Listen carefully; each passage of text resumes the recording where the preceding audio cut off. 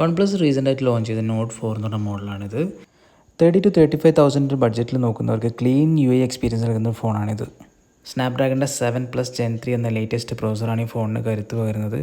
8GB റാമിലും 12GB റാമിലും ഈ ഫോണിൻ്റെ variable available ആണ്. ഈ ഫോണിൻ്റെ മറ്റൊരു പ്രത്യേകത എന്ന് വെച്ച് കഴിഞ്ഞാൽ 50 മെഗാ പിക്സലിൻ്റെ OIS ഉള്ള ക്യാമറയാണ്, സോണിയുടെ ക്യാമറയാണുള്ളത്. അതുപോലെ തന്നെ 8 മെഗാ പിക്സലിൻ്റെ സോണിയുടെ തന്നെ വൈഡ് ആംഗിൾ ക്യാമറയുണ്ട്. ഫ്രണ്ട് ക്യാം 16 മെഗാ പിക്സലാണ്. നമ്മൾ ട്രൂ ടോൺ ആയിട്ടുള്ള പിക്ചേഴ്സ് ഫ്രണ്ട് ക്യാമറയിൽ നമുക്ക് എടുക്കാൻ പറ്റും. അതുപോലെ തന്നെ ബാക്ക് ക്യാമറയും നല്ലൊരു ക്യാമറയാണ്.